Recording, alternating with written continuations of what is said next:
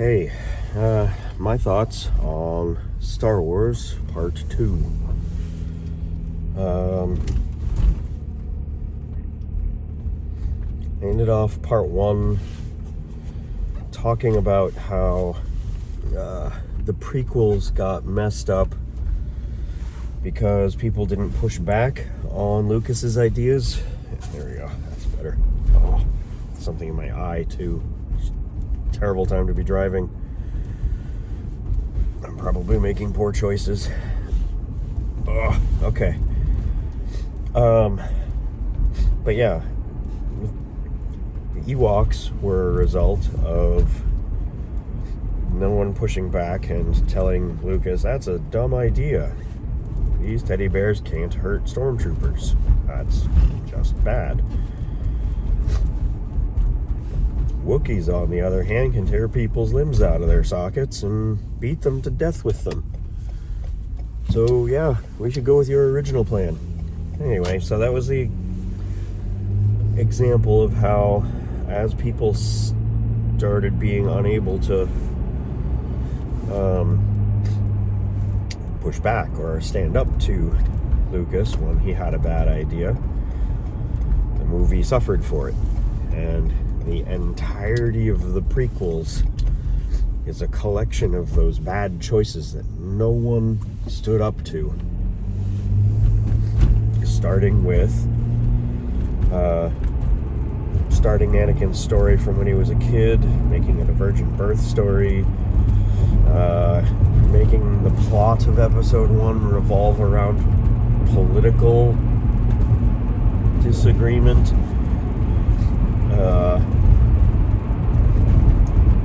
having Qui-Gon at all.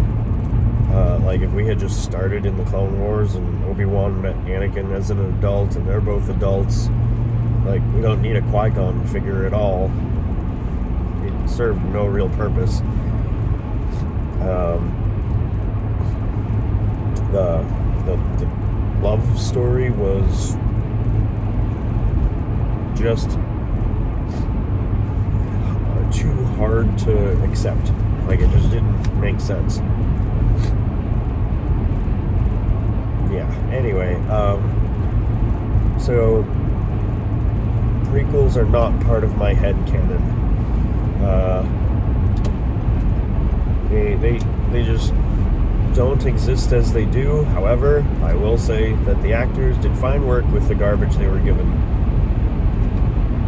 And as I said in Part 1, Ewan McGregor is excellent as Obi-Wan.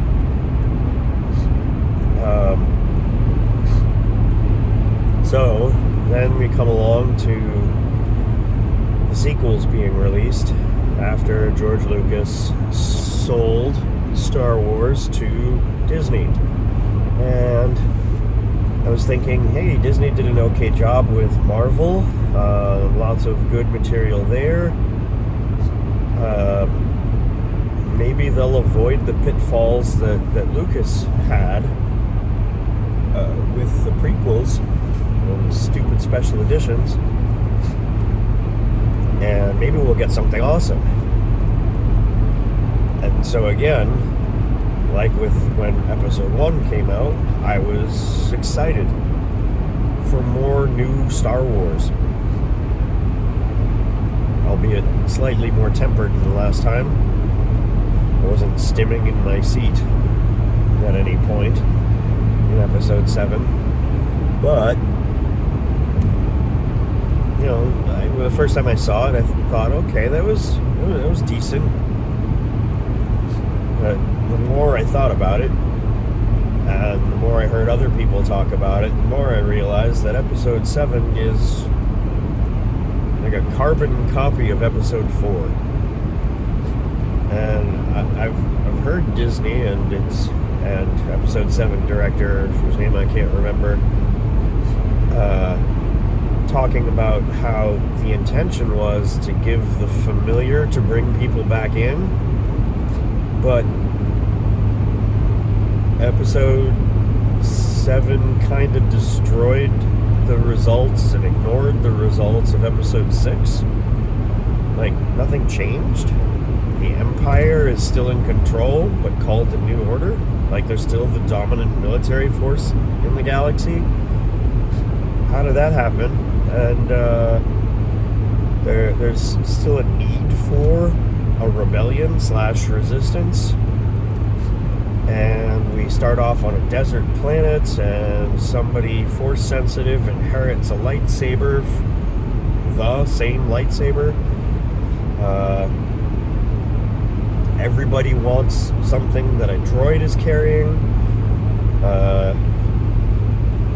Black-clad evil force user with a red lightsaber trying to hunt down both that set of plans and the new force user on the scene. We've got a Death Star analog. We've got the seedy bar that you find help in. Like, there's too much. It's all a copy. Like, and the fact that it's a copy wrecks the progress that should have happened. What I wanted from episode 7 was to start with the familiar. Like, I understand that the main characters that we left off with are a little bit old to be the main character in an adventure serial. So, yes, I understand. It's going to be a handoff. We're transitioning to the next generation, to borrow the subtitle.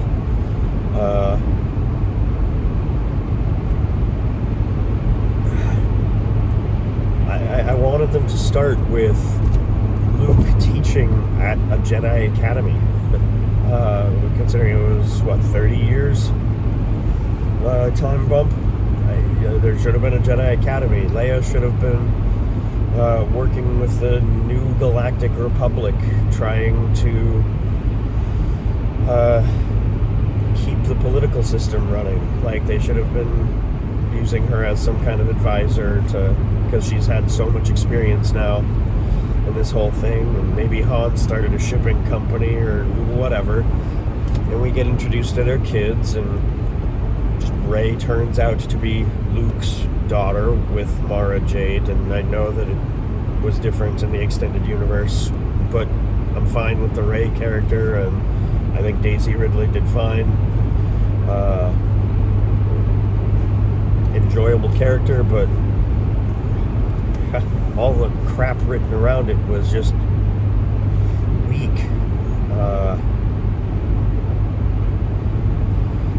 So yeah, I wanted a good story to bring us back into Star Wars, and if we're going to have a 9-episode Skywalker saga arc that make up the body of the main Star Wars movies, we've so far wasted episode 1 entirely. Episodes 2 and 3 were just weak. Yes, even episode 3, which was the best of the prequels, but who needs a 45-minute rope swinging over lava stupid lightsaber fight when what we should have gotten was something emotional? Like, these are supposed to be two deep friends that have grown to rely on each other, have been through horrible things together, and like pulled each other out of bad times. And we get the hard to believe Anakin switch to the dark side. Stupid snowbank. There we go. Sorry, I went back to the prequels. I have a lot of dislike for the prequels. But again, in the sequels, episode 7 comes along. I think it's got potential because Disney should do something different, but instead they decided to do the exact same thing as episode 4 and ignore all of the things that should have happened in the meantime. So, let's see.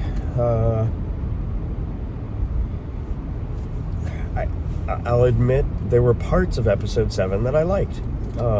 Finn was a neat concept. Like, if the Empire gives up on cloning as a source of stormtroopers and they switch to kidnapping and brainwashing, which doesn't seem like it would be a lot easier or efficient, but whatever. Anyway, they switch to that, and Finn is one of these kids that got kidnapped and brainwashed, but he's kind of coming out of it, and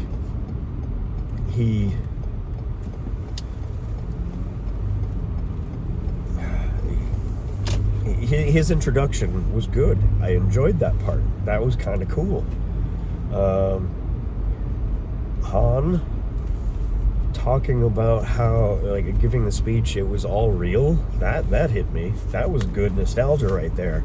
That was emotionally meaningful for me. And then the this part that I found funny was the when Finn says we'll use the Force, when he's explaining how he's going to make his plan work.